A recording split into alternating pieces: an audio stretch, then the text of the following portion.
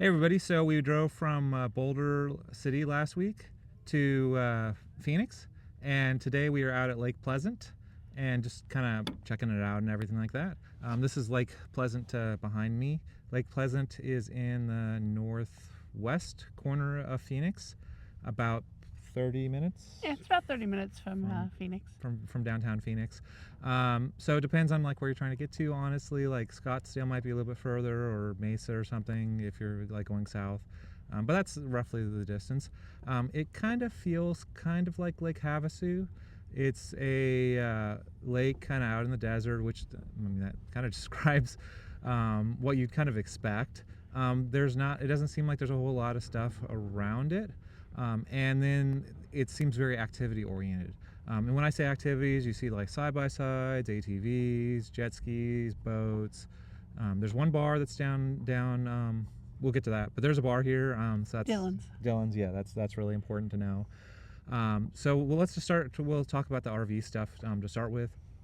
There's 3 different places. Generically, I'll just say to camp. One of the areas is dry camping, and it appears to be a big thing. Like, it appears to be there's way more dry camping than there is regular camping. Just kind of looking at the map and just driving around, I'm just overwhelmed with how much dry camping they have here. And you have to pay to dry camp. This is not BLM, by the way. So there's a humongous area to dry camp, and I think the limit on the dry camping is 2 weeks. And then they have like basically tiered kind of steps up. So around the actual lake, what kind of looks like it'd be like the most premium sites, so you can overlook the lake and it's kind of peaceful, and they have a big grassy area between the sites. That feels like, when you look at it from a distance, like that's going to be the premium area. But what you find out is that's only water and electric. It's not sewer, and they have like limits on how long you can stay in any one of these sites. They're like partial hookups. And I think the limit was like 2 weeks. Yeah, 2 weeks. Yeah, 2 weeks on the paperwork. So that would be kind of like a cool place to go if you're going to be here for a week or do a weekend or something like that, where you just need water and electric, and then you can just go to the dump station on the way out. Like that would be cool. But yeah, I was kind of hoping to get that kind of experience with like full hookups and everything, and I was kind of hoping to get that experience like long term. I guess I'm asking a lot, being able to get like everything perfect. So anyway, so they do have full hookups here, just not there. The full hookups are about a half a mile, quarter mile, Like quarter mile from the lake. You definitely would want like a golf cart or a side-by-side or bikes or something to get from there to the facilities, because it is like a bit far away. They have a very, very nice pool that's heated and a hot tub and everything over there.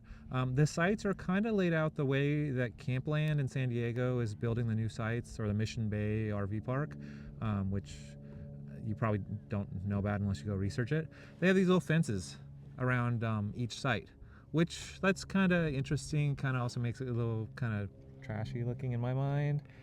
Well, a lot of people put like covers over the fences, but one thing that made it nice is if you wanted a fence in the area for your dog, you only had to worry about one spot, because the rest of it was already pre-fenced for you. So yeah, the sites come in different sizes, and the sizes are prices, and the sizes are mostly like length. There's quite a few sites that were for smaller rigs, and then fewer sites for bigger rigs. The biggest site was like 60 feet. That's pretty reasonable if you're towing something. Now, if you're like in a 40-foot RV, and you're towing like a 30-foot car hauler behind you or something, then that might be a issue. they have very limited pull-through sites. I think I saw maybe 8 pull-through sites total. Yeah. We drove around the area. There'll be some footage I'll throw up. It definitely felt long term, but we're here in the winter. We're here right in the middle of prime time snowbirding. It's January, and when I drove around, like, everybody had all their stuff out, and I did not see anywhere that I felt like, oh, they're only here for the overnight. Like, there was nobody that I felt like was like that. Everybody that was here for months on end. And the longest period of time that I saw in the paperwork was 6 months. Pricing we do have a price sheet that we can kind of look through real quickly. It's around like $50 to $70 a night roughly, and the dry camping is around $25 a night, but don't exactly quote me because it depends on if you're here for a night or a week, or like they have all these kind of different variations and how big the site you get, but that's kind of like the price range. The curve on the pricing, it wasn't that drastic. If you were here for like say like one night, maybe like say $65. If you're here for a week, maybe like $55 a night. And then if you're here for like a couple months, maybe $45 a night. It wasn't like they cut the price in half if you were here for a month or anything like that. It was just kind of a very small step down. The other thing was basically the bar and everything that was like really cool. To get to it, you had to take a golf cart. But the cool thing was the golf cart ran the entire time the bar was running. Yeah, the shuttle service stopped when the bar closed. Yeah. So that was really cool. Yeah. So I don't know, like if you were like full-time camping, it seemed like it'd be a little bit of a pain because like you'd have to have a golf cart and then golf cart from your site, like the little to the shuttle, which is like quarter of a mile, and then leave your golf cart there and then wait for the other golf cart and then take their golf cart from the shuttling area down to the marina. But then like the marina was like really cool and like they had a nice bar scene and all kind of nice stuff. It's completely floating on the water too, which is nice. It's like not connected to the land at all. Yeah, so I mean that was really nice, you know. And then you'd have to double golf cart or ride your bike or whatever, or you know, if you ever have a car, you know, like drive your car, I guess. But it just felt. It's better than some places we've been that have had no bars and no restaurants. So yeah. It's not negative really that you have to ride your bike over and then take the golf cart down. Yeah, and the reason for this is like she was saying, it's a marina, it's all floating like above the water, like where the boats park and everything, and you don't drive a car like onto like a floating platform, and the area was so minimal they didn't even have spots for bicycles or like private golf carts or anything like that. That's why they had to shuttle you in and out. I mean, that's just the thing.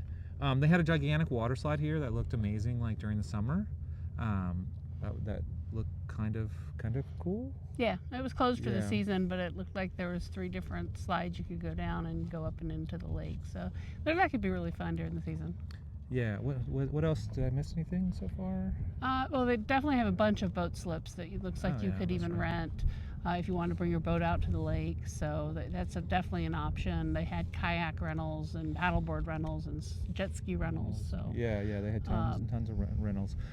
They had a boat club. So if you're really super into boating and stuff, and you hear a lot, I guess maybe the boat club would be interesting.